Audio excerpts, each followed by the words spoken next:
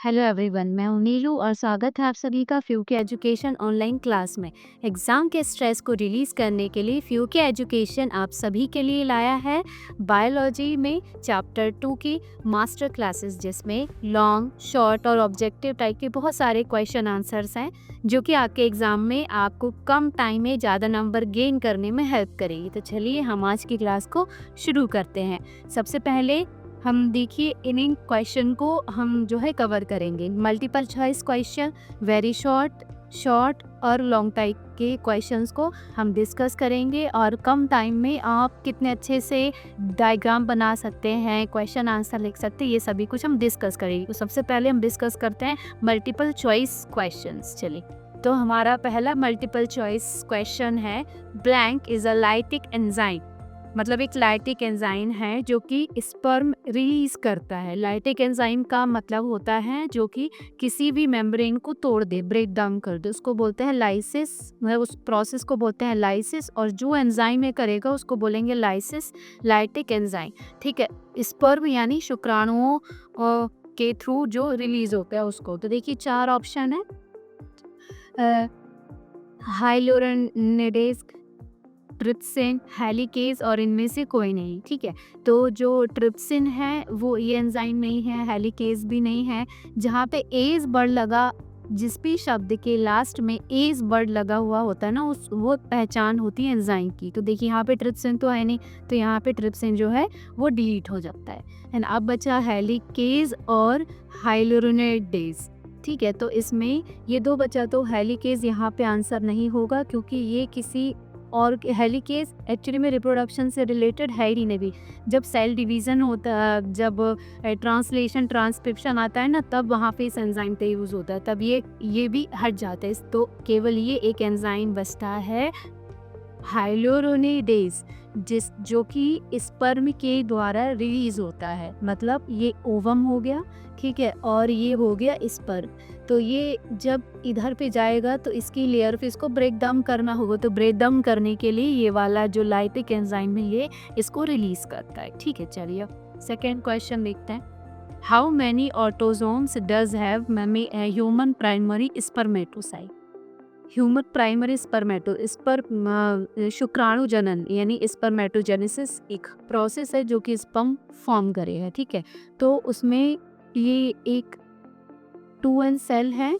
ठीक है, मतलब एक स्टेम सेल है जो कि टेस्टिस के अंदर है। अब ये करेगी माइटोसिस। माइटोसिस करके दो छोटे छोटे से स्पर्म सेल बनाएगी। एक्चुअली में स्पर्म सेल नहीं, वो हम डिस्कस करेंगे, लेकिन अभी इतना समझ लीजिए। ठीक है, अब इनको हम बोलते हैं प्राइमरी स्पर्मेटोसाइट।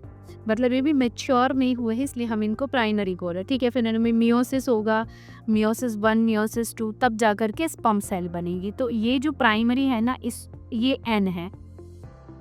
ठीक है, ये 2n है क्योंकि आप लोगों ने 11 क्लास में पढ़ा होगा माइटोसिस और मियोसिस। तो माइटोसिस में एक सेल से 2 सेल बनेंगी, तो एक सेल में जितने क्रोमोसोम है उतने ही उससे बनी हुई डॉटर सेल में होंगी। लेकिन मियोसिस में क्या होता है, सिंगल nn होता है। तो यहाँ पे माइटोसिस हुआ है, इसलिए यहाँ पर कितनी क्रोमोसोम होंगे, 2n होंगे। अब इसमें पूछा है ऑटोसोम। अच्छा, क्रोमोसोम टोटल कितने होंगे, 46 को 2 पार्ट में डिवाइड कर देते हैं, 44 और 45 एंड 46। ठीक है, तो यहाँ पे जो 44 है इनको बोला जाता है ऑटोसोम्स। मतलब ये मेल फीमेल दोनों में सेम हो गया और सेम कैरेक्टर को आगे ट्रांसफ़र करने का काम करेंगे। जैसे हाइट मेल फीमेल दोनों की होती है ना, हेयर्स दोनों के होते हैं, आइज़ का कलर जो होता है दोनों में होता है। इस तरीके से बहुत सारे कैरेक्टर हैं। ठीक है, अब बचा 45 और 46 जो कि जेंडर को डिसाइड करते हैं, इसलिए इनको बोलते हैं सेक्स क्रोमोसोम। ठीक है, तो इसमें कौन से क्रोमोसोम बोला है, ऑटोसोम्स। तो प्राइमरी स्पर्मेटोसाइट में कौन से ऑटोसोम होंगे, कितने होंगे। देखो यहाँ पे ऑप्शन है 34, 44, 54, 33। तो यहाँ पे कंफ्यूज नहीं होना है, वो सेक्स डिटर्मिनेशन का ही यहाँ पे पूछ रहा। तो 44, तो आंसर क्या होगा, 44 होगा। ठीक है, चलिए नेक्स्ट है, where does the ovum receive sperm. जो ओवम है वो स्पर्म को कहाँ से रिसीव करेगा। तो ये हो गया हमारा ओवम और ये हो गया स्पर्म, है ना। अब इसके अंदर है, ये है मेल ओवम का न्यूक्लियस। तो ये कहाँ से रिसीव करेगा, तो ऑब्वियसली यहाँ से आ रहा है तो यहाँ से रिसीव करेगा। तो इस वाले पोर्शन को क्या बोलते हैं, इसमें ये पूछा गया। एनिमल पोल, वेजिटल पोल, जोना पेल्यूसिडा। देखिए जोना पेल्यूसिडा होगा नहीं, क्योंकि जोना पेल्यूसिडा आउटर लेयर होती है, ठीक है। जबकि जो वेजिटल पोल यहाँ होता है, यहाँ इस वाले पार्ट में कि न्यूक्लियस के आसपास, ठीक है, जो कि न्यूट्रिशन देने का काम करेगा। अब बचा एनिमल पोल, तो आंसर हो जाएगा हमारा एनिमल पोल, ठीक है। चलिए नेक्स्ट है, blank is an organelle that help the sperm penetrate ovum. Sperm का कौन सा पार्ट जो कि ओवम के अंदर पेनिट्रेट करने में हेल्प करेगा। तो आप लोगों ने स्पर्म का स्ट्रक्चर पढ़ा होगा, है ना। इस तरीके से कुछ स्पर्म का स्ट्रक्चर है। ये यहाँ पे माइटोकॉन्ड्रिया, ये टेल है, इसके अंदर ये फ्लैजिला है, यहाँ पे न्यूक्लियस है, इस पूरे को बोला जाता है हेड बोला जाता है। आगे की तरफ इसको बोलते हैं एक्रोसोम, ठीक है। तो जैसे मान लीजिए ये ओवम है और ये ओवम है और यहाँ से ये स्पर्म है, ठीक है। स्पैंकम स्पर्म मान लेते हैं। स्पर्म का देखिए ये वाला पोर्शन बहुत ही नुकीला होता है। यदि इस स्पैन को इस मुट्ठी के अंदर जाना है तो सबसे पहले नुकीला पोर्शन ही अंदर जाएगा, ये छेद बनाएगा, तब जा करके पूरा पैन अंदर जाएगा, ठीक। इसी तरीके से ये ओवम है, ओवम के अंदर यदि स्पर्म को एंटर होना है तो इसका ये जो हेड का नुकीला वाला पोर्शन जिसको एक्रोसोम बोला जाता है, ये अंदर की तरफ पेनिट्रेट होगा, ठीक है। तो आंसर क्या होगा, एक्रोसोम, ठीक है।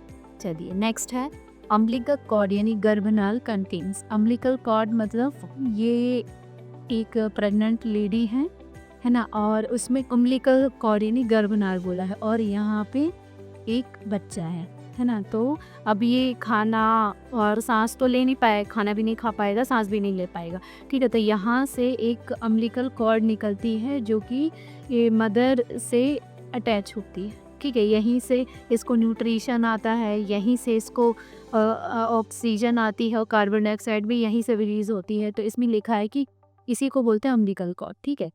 मैंने इसके फंक्शन बता दिया। तो ये क्या कंटेन करता है, ठीक है। इस देखिए बहुत सारे स्टेम सेल्स लिखी हुई हैं, ठीक है। Pluripotent stem cell, cord blood stem cells, blood stem cells, और इनमें से कोई देखते।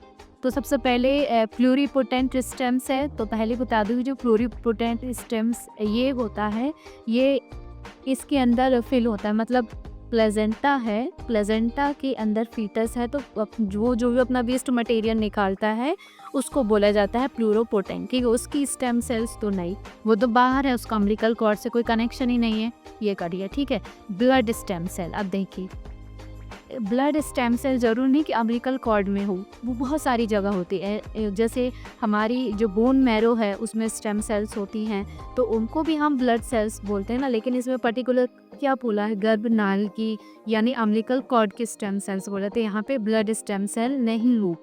लास्ट ऑप्शन बचता है कॉर्ड ब्लड स्टेम सेल, मतलब इसमें स्टेम सेल्स होंगी जो कि बच्चे की ही होती हैं। कई बार डॉक्टर इस स्टेम को जो एक लंबी सा एक पाइप जैसा निकलता है ना गर्भनाल, उसको स्टोर करके रखते हैं। मान लीजिए बच्चे को यदि कोई जेनेटिक डिसीज़ होती है तो इन स्टेम सेल को बच्चे में डाल दिया जाता है। मान लीजिए ब्लड सेल नहीं बन रही तो स्टेम सेल क्या कर लेंगी, ब्लड सेल बना लेंगी। स्टेम सेल वो सेल होते हैं जो कि किसी भी अदर सेल को प्रोड्यूस करने की उनमें कैपेबिलिटी यानी क्षमता होती है, ठीक है। तो अम्बिलिकल कॉर्ड क्या रखती है अपने में, तो कॉर्ड ब्लड स्टेम सेल्स, क्योंकि एक कॉर्ड की ब्लड स्टेम सेल्स इसलिए इसका पर्टिकुलर नाम हो जाता है कॉर्ड ब्लड स्टेम सेल्स, ठीक है।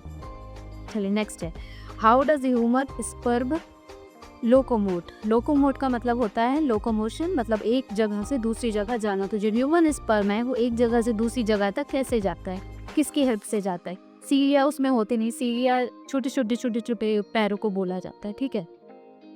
न्यूट्रोफिल्स होगा नहीं, न्यूट्रोफिल्स हमारी ब्लड सेल से रिलेटेड है, तो ये दोनों ऑप्शन कट हो जाता है। नन ऑफ दिस का ऑप्शन बचे क्या, फ्लैजिला, ठीक है। देख लेते हैं, ये हो गया हमारा स्पर्म, यहाँ से निकल जाती है ये टेल। तो टेल को इस तरीके से जिगजैग मूव कराने के लिए इसके अंदर इस तरीके से ये फ्लैजिला होगी, तो फ्लैजिला के थ्रू ये लोकोमोट यानी एक जगह से दूसरी जगह तक ट्रांसफर, ठीक है। अब नेक्स्ट क्वेश्चन है, cryptorchidism is a condition where. ये ना ये ना एक डिसीज है, डिसीज़ है, जो कि इस कंडीशन में क्या होता है। तो इस कंडीशन में मैं सीधा आंसर ही बता देती हूँ आपको। देखिए, वन और both testis are not develop, ये तो ऐसा होता ही नहीं है, बहुत ही कम केसेस में होता है। वन और both testis are not form, ये लगभग फॉर्म्ड और डेवलप लगभग एक ही है। ठीक है, बचा ये वाला ऑप्शन, वन और both testes fail to descend into the scrotum. ये स्क्रोटम है, स्क्रोटम के अंदर होगी टेस्टिस, तो वो अंदर की तरफ नहीं जा पाती है। किसी बीमारी को बोला जाता है क्रिप्टोकिडिस। ठीक है, ये डिसीज़ है जिसमें स्क्रोटम में दोनों टेस्टिस या एक टेस्टिस नहीं जा पाती है। ठीक है, चलिए next, bidders canal receipt. Bidders canal मतलब एक पाइप जैसा स्ट्रक्चर, उस पाइप का नाम यहाँ पे दे दिया है बिडर।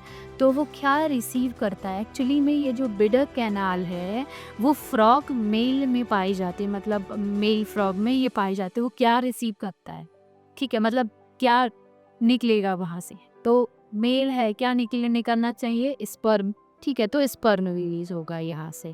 चलिए नेक्स्ट क्वेश्चन है, the hormone that is release from the testis. Testis से, ये बेसिक सा क्वेश्चन है, टेस्टिस से कौन सा हार्मोन रिलीज होता है। ठीक है, तो प्रोजेस्टेरॉन, तो इसको प्रेगनेंसी हार्मोन बोलते हैं। तो ये टेस्टिस तो मेल में होती है और ये तो फीमेल का हार्मोन है, तो ये तो यहाँ से कट हो जाएगा। ठीक है, हमने नाम सुना है वैसोप्रेसिन का, टेस्टोस्टेरोन का, तो दोनों में से क्या तुक्का लगा सकते हैं, बताइए। दोनों, तो यहाँ पे दोनों ऑप्शन सही होते हैं। आपके एग्जाम में दोनों ऑप्शन ना आकर के एक ऑप्शन आएगा, तब आप किसी एक को टिक करेंगे। दोनों आ जाते हैं तब तो टेस्टोस्टेरोन में वैसोप्रेसिन आपके पास ऑप्शन है। ठीक है, आप कुछ भी कर सकते हैं। नेक्स्ट है, Wolffian duct is also known as Wolffian duct. शायद ये कुछ नाम है जो आप लोगों ने पहली बार सुने होंगे, लेकिन हो सकता है आपके एग्जाम में आ जाए। वॉल्फियन डक्ट का मतलब है कि ये मैं बना रही हूँ मेल रिप्रोडक्टिव सिस्टम। ठीक है, मैं यहाँ पे प्रोस्टेट ग्लैंड, फिर यहाँ पे सेमिनिफेरस ट्यूब्यूल, यहाँ पे बल्बो यूरेथ्रल है ना, और ये तो इसमें ये बोला है वॉल्फियन डक्ट। एक्चुअली में ये जो दोनों है ना, इन दोनों के पेयर को ही वॉल्फियन डक्ट बोला जाता है। इन दोनों के अंदर एक पतली से एक पतला पोषक धावली जैसी संरचना होती है, उसको बोला जाता है वॉल्फियन डक्ट, जो कि जन्म से ही होती है। और ये सारी जो ग्लैंड वगैरह यहाँ पे जो भी डेवलप होती है ना, उसी के कारण होती है। ठीक है, तो उसको और क्या बोला जाता है, अच्छा ये जो डक्ट है मेन यहाँ होती है, तो यहाँ क्या होती है, हमारी किडनी होती है, इसलिए इसको मीज़ो, क्योंकि इसका रिलेशन यूरिनरी ब्लैडर के साथ भी होता है, इसलिए मीजोनेफ्रिक डक्ट इसको बोल दिया जाता है। ठीक है, एजैकुलेटरी डक्ट नहीं बोलेंगे, एजैकुलेटरी ये होती है।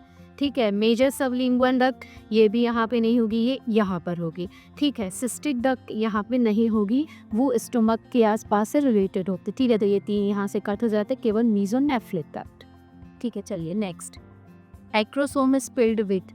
एक्रोसोम का अभी लास्ट में क्या बताया था, एक्रोसोम का काम क्या होता है, जा करके ओवम में छेद कर देना एक तरीके से। तो ओवम में कुछ लेयर्स, अब ऐसे छेद तो हो नहीं जाएगा, कुछ एंजाइम्स चाहिए उसके लिए। ठीक है, तो लिपिड हार्मोन, अच्छा बताइए क्या लिपिड किसी लेयर को तोड़ सकता है, क्या हार्मोन किसी लेयर को तोड़ सकते हैं? यदि ऐसा होता तो हमारी बॉडी में ना कुछ भी नहीं बचा होता, वो सबको ब्रेक डाउन कर देते हैं, बचा के डाइजेस्टिव एंजाइम। ये क्या करता है कि बहुत सारे अपने अंदर से डाइजेस्टिव एंजाइलेटिक एंजाइम को रिलीज़ करेगा, जिससे हमारे अंदर डाइजेशन होता है। तो प्रोटीन है, प्रोटीन को ब्रेक डाउन कर देगा। सेम ऐसे ही जब वो फीमेल एग के अंदर एंटर करेगा तो लेयर्स को ब्रेक डाउन करने के लिए उसके पास कुछ डाइजेस्टिव एंजाइम यानी लाइटिक एंजाइम होते हैं। ठीक है, तो एक्रोसोम किससे फिल्ड होता है, डाइजेस्टिव एंजाइम से। Next, black is example of viviparous animal. अब यहाँ पे दो वर्ड आते हैं, विविपोरस, विविपारस और ओविपेरस।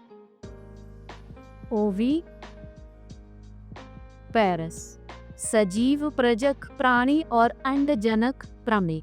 अब देखिए विविपोरस और ओविपोरस। पहले ओविपोरस समझ, देखिए ओ मैंने कैसे बनाया है, अंडे की शेप का, एग की शेप का। तो ऐसे एनिमल जो कि पहले अंडा देते हैं, फिर अंडा जब फटेगा उसमें से एक छोटा सा एनिमल उनका बच्चा निकलेगा, तब उस टाइप के एनिमल या प्राणी को बोलते हैं ओविपोरस यानी अंडजनक प्राणी। ठीक है, जबकि विविपोरस का इसका जस्ट उल्टा ही, अंडे नहीं देंगे, डायरेक्ट बच्चे को नहीं जन्म देंगे। ठीक है, तब उसको बोलेंगे विविपर। देखिए सजीव प्रजाति मतलब किसी सजीव प्राणी को जन्म देगा। ठीक है, चाहिए तो इसमें पूछा है कौन है जो विविपोरस है। चाहिए देखते होते हैं क्रोकोडाइल। क्रोकोडाइल पहले अंडे देता है, फिर बच्चे होते हैं, तो वो तो ओविपोरस हो, तो विविपोरस हो गई। टब पहले अंडे देती है, फिर बच्चे निकलते, तो ये भी ओविपोरस है। बोट अंडे देते देखा है कभी? बकरी के अंडे मार्केट में देखा है बिकते हुए? नहीं देखा होगा, है ना। तो जो गोट है वो सीधा अपनी बेबी गोट को ही बर्थ देगी, इसलिए ये है बेबी पोरस, मतलब एनिमल से डायरेक्ट एनिमल का डेवलपमेंट। अब देखिए, अब यहाँ पे विविपोरस का पूछा है अंड प्रजक प्राणी जो कि अंडे से फिर बच्चा, तो उनमें से कौन सा? चलिए शीप यानी भेड़। ठीक है, तो भेड़ अंडे देती है, मार्केट में भी तो देखा है अंडा? नहीं देखा है। ठीक है, एलिफेंट हाथी के अंडे, हाथी इतना बड़ा तो अंडे भी इतने बड़े बिकते होंगे मार्केट में, शायद देखा हो। नहीं, तो एलिफेंट और शीप यहाँ से कट हो जाते हैं, वो तो बच्चे देते हैं सीधा। बच्चे का पिजन अंडे देते हैं, अंडे में से भी चूजे निकलते हैं। ठीक है, तो ये हो गया ओविपोरस का एग्जाम्पल। चाहिए the blank is a oviparous. फिर इसमें ओविपोरस का पूछ लिया, इनमें से ओविपोरस एनिमल कौन है? तो ब्लू शार्क डायरेक्ट उसको देगी। बोनोबो ये एक फॉरेन बर्ड, एक एनिमल है। ठीक है, बास की शार्क जो है वो एक ओविपोरस एनिमल है जो कि पहले अंडे देगी, उसके बाद में फिर उसके बच्चे ले। ठीक है, चलिए next. Blank is the temporary organ. Temporary organ मतलब परमानेंट नहीं रहेगा ये बॉडी में, केवल कुछ टाइम के लिए। वो भी किस में? ममेरियन मदर में। तो आपने कभी सुना होगा जब समरी कंप्लीट की होगी कि ममेरियन मदर सेल में कोई टेम्पररी ग्लैंड तो कुछ टाइम के लिए बनती है, तो वो कौन सी है? इसमें नाम पूछा है। पर वो किसके लिए होती है? फीटस, मतलब जब बच्चा होगा 9 महीने के लिए तभी होगी, उसके बाद वो खत्म हो जाएगी, उसके पहले भी नहीं रहेगी फीमेल बॉडी में। ठीक है, तो कोरियन होगा नहीं, है ना, एंडोमेट्रियम होगा, प्लेसेंटा। इन दोनों का मैं नाम बता। देखिए ये ओवम है, ओवम के चारों तरफ एक लेयर होगी, उसको बोलेंगे कोरियन। ठीक है, एंडोमेट्रियम ये human reproductive system, female reproductive system में यहाँ पे लेयर्स होती हैं। ठीक है, जो कि मेंस्ट्रुअल साइकिल में पढ़ी होंगी आप लोगों ने। तो एक लेयर अंदर की तरफ होती है जो कि एग को होल्ड करने का काम करेगी, उसको बोलते हैं एंडोमेट्रियम।